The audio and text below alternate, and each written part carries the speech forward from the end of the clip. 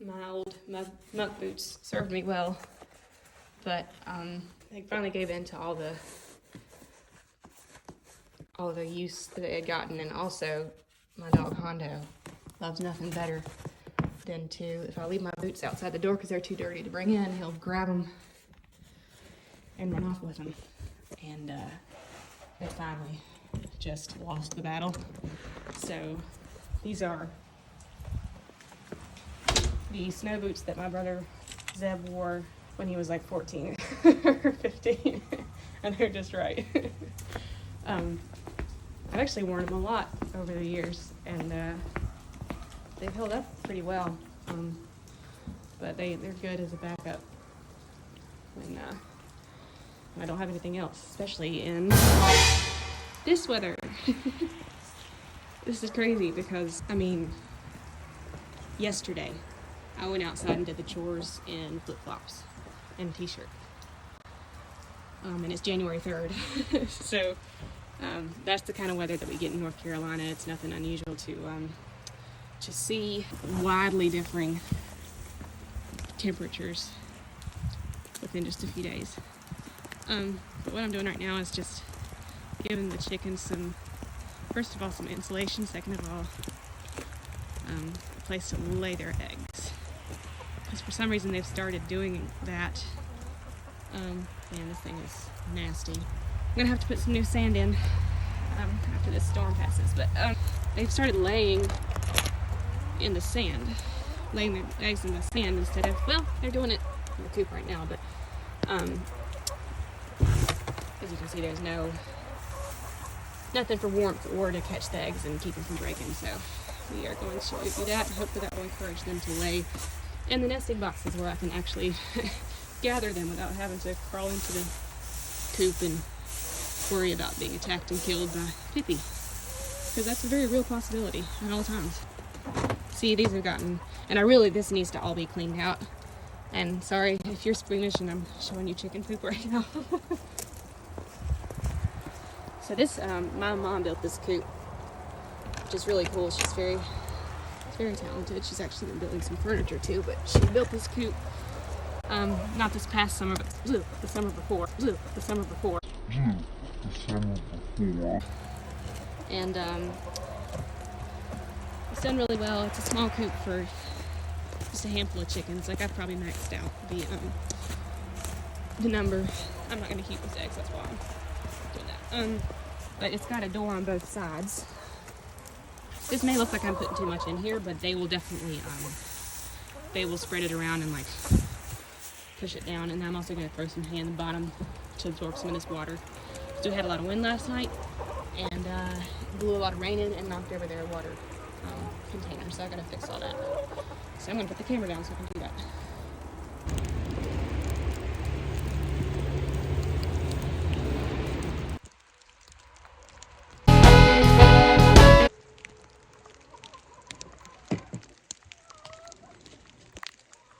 So, chicken feed have been completely soaked, and that's gonna get really moldy and nasty.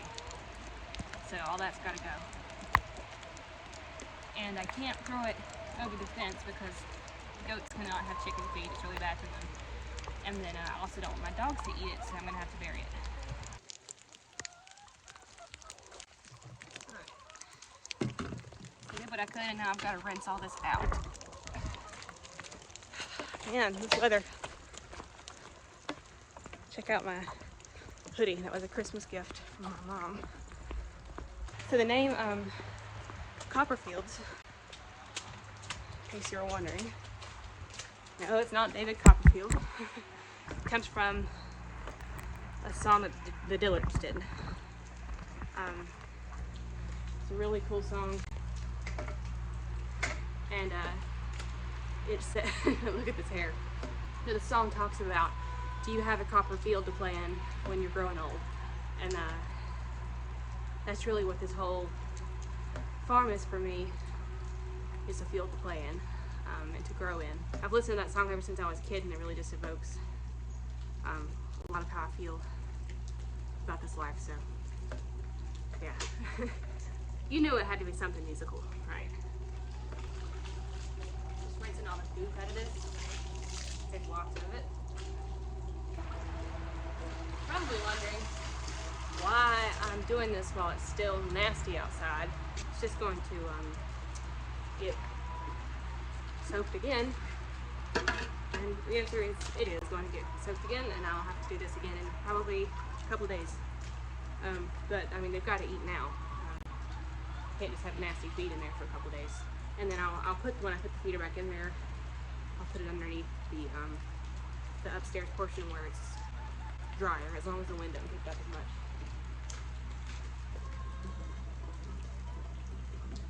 Alright, I'm gonna go put this back in there, and then we'll do the food.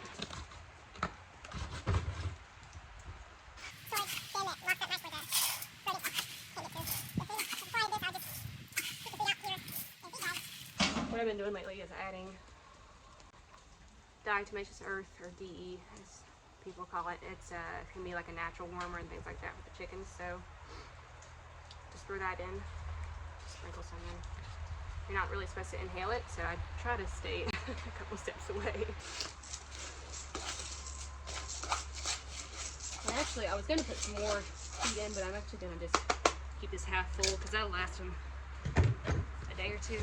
And just in case this whole thing gets soaked with rainwater again, it won't be a waste of feed. Hi, I know you're hungry. It's a little crowded.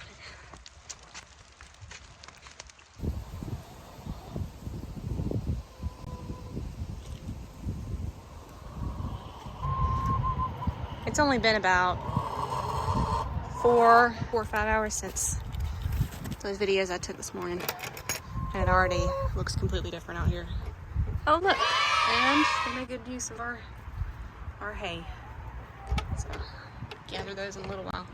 There's one of them that lays this really pretty, like, lavender colored egg. I think that's one of my new ones. Or not, they're not. She's not new now, but she's one of my youngest. I cannot ever remember the name of her breed, but she's the one that's completely black. She's so pretty. Her name is Raven, and I cannot remember the name of her breed. I have to go look it up, but they're supposed to be a good high production breed, so glad you're doing better, girls. It looks a lot better in there. I have a source for my feed. It's S&L feeds, and they're just literally just right down the road from me. And it's so nice to have somebody that I can rely on for just good quality feed for my animals. And I get my goat feed, my chicken feed from them, and just anything livestock related. And then I'll get like oyster shells and stuff from them for the chickens, and yeah, so they're awesome, and it's really nice that they're just right here too. I don't even have to go up to town and get on all the very, very extremely annoying slow traffic that exists in my area. It's not volume of people in our area. I mean, it does get kind of crowded in downtown and everything, but we are out, you know, in small town America, but it's just people drive so slow. I'm going to check on Polly right now because and if you're wondering why I'm driving, the barn is beside me, but there's a way I can drive to it rather than walk to it, depending on what I'm doing. And right now I have all the feed in the back, so I'm driving to it. I'm going to check on the two mamas to be, I should say, as far as I know. We're about to see. Polly is so close. If she does not give birth in the next couple of days, I'll eat my hat. Okay? Now, I'm not an expert, but I've seen this done before, and her vulva is just like standing open.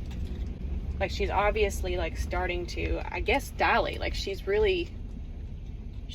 so close, and her vulva's kind of swollen, and you know, her rump's just kind of soft back there. Like, she's ready to go. So I don't know what she's waiting on, but let's go see what she's doing. Hi, honey.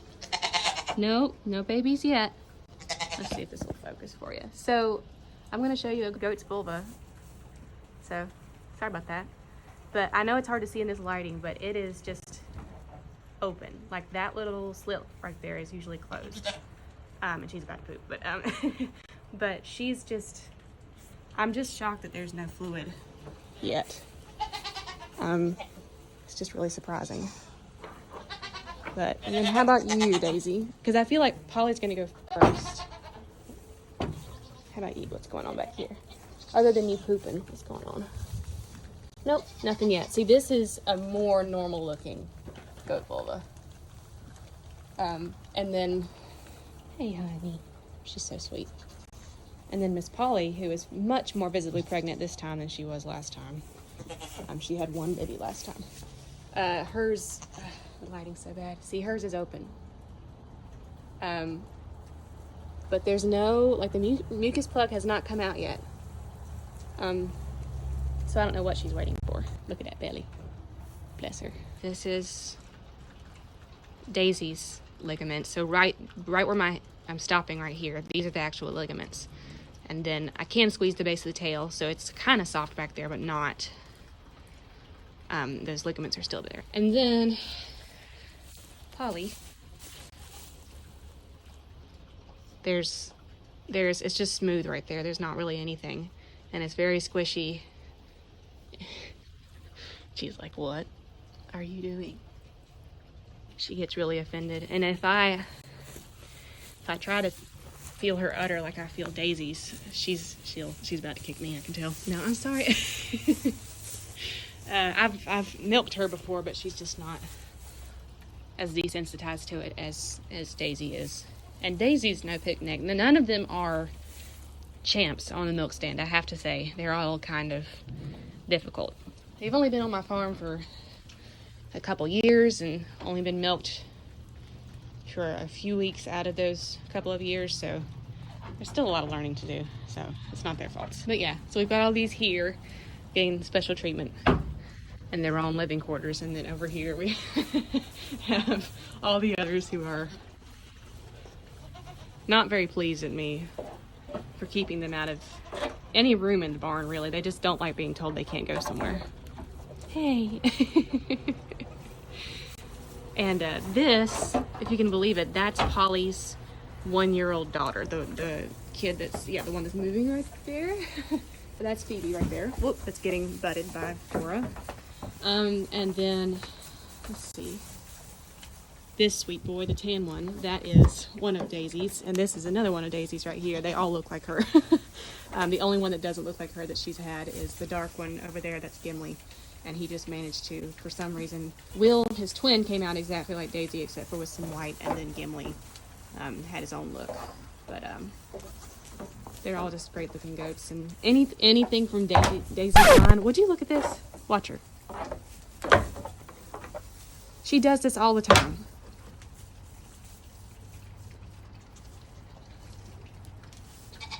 Marsha.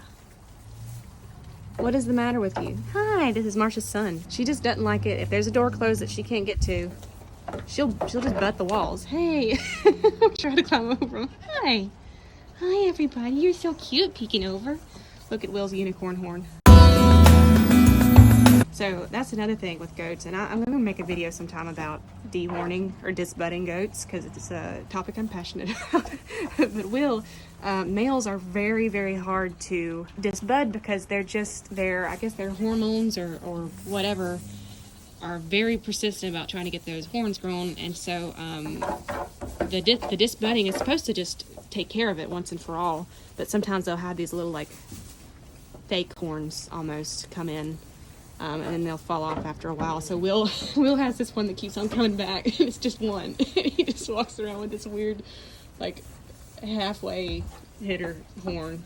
Sometimes I just come out here and just look at them and think about how beautiful they all are, because it really is. It's a gorgeous herd, and it's not what I was used to seeing when I was young. My granddaddy's Boer goats were beautiful as well. They were beautiful in their own way. Boer goats are interesting because their bodies are usually white, and then they have different shades of brown on their heads, markings, and the brown takes different patterns. Sometimes it's over their whole face, sometimes there's a white streak down the middle, sometimes their ears are speckled. We had one that he had a brown spot over one eye, can I help you? He's like, I'd like 2 cheeseburgers and a side of fries and Coca-Cola. Anyway, so what I was used to seeing was I've heard that they all had these uniform white bodies and then just different shades of brown. And that's how my granddaddy would tell them apart. That's the way we talked about them, is because my granddaddy let us name them. Let the grandkids name them. It was mostly me, because let's face it, I was the one that was very passionate about it. He let us name them, but he never learned the names just because that's not how he thought about it. Like, he knew how to tell them apart, but he just didn't use the names. And so he would always say, if I was trying to tell him about one of them, or he was trying to tell me something that one of them had done, he'd go, the blonde one, is that the one you're talking about? The crazy blonde one? You know, or it'd be that scrawny looking one, that young one. That's how we talked about them, was just the different shades of their heads. But where I was going with this is that every single one of them has a different look. They have these different patterns. Bless you. They have these different patterns, different shades of brown, and then they'll be black, and some that are white. They have different voices. Hi. They have different voices, and just different. They're just a very colorful breed of goat in a lot of ways, and that's just so cool to me. So they really, when they're out in the field, they look so cool because there's just all these different colors, but they all look really good. Like, it's not just, it doesn't look like a motley crew. Like, they're very quality looking goats. Their coats stay nice and healthy, and they've got good land here to work with, and so they get what they need. And then I feed them good stuff too, and so you would eat my whole hand right now, wouldn't you? No, he wouldn't actually. Goats just like to taste stuff. And they'd like to see if they can eat it, if they could. Another interesting fact about goats, I'll show you. Show everybody. Show everybody your teeth first. She's not going to show me. Goats do not have top front teeth. So she's probably not going to let me show you. Yeah, she's being a butthead. But on the bottom, they have all their teeth, and it goes, all the way to the front. But on the top, it's they just have gums in the front. And then the teeth come in the back for their molars. Because they don't need those top front teeth. Yeah, there you go. You can see, it's hard, it won't really focus, but they don't need their top front teeth because of what they eat. If they need to bite off anything tough, which they do, like they eat branches and things like that, they bring it around to the side. So they'll just like stick it in at the side right there and just chew it that way. But their top front is just gums. So something you probably didn't know about goats if you've never spent much time with them. And they're pretty special. Aren't they special? Yeah. Also, look at their pupils. They're sideways. It's very cool. Hi. Okay, well, since you're not going to plop any babies out while I'm standing here, then I'm going to leave for a little while and maybe you'll progress some. Best purchase I've made at Tractor Supply in a while. I was using a very small can. It used to be like, I don't know, like a peanut can or something. We've had it in the barn for years, but it was not sufficient for how much feed these goats need. So this is literally a gallon feed scoop. And it gets the job done. So, and it will last me for years and years. So, yeah, I'm the type of person that gets excited about scoops for feed.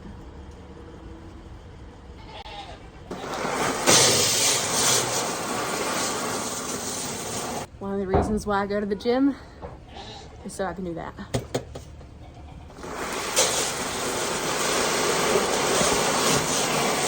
Then I'm gonna mix it up. And this is a little bit clumsy to do that with, so I'm just gonna use my hand.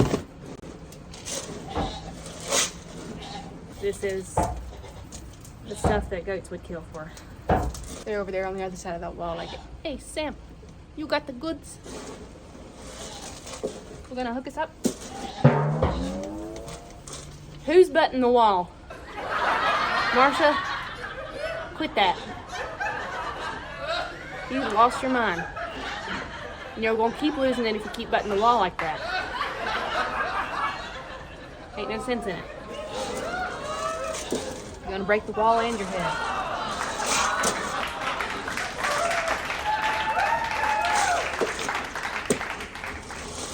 Y'all may think that I talk to the goats for the camera, but actually do it every day that I'm down here.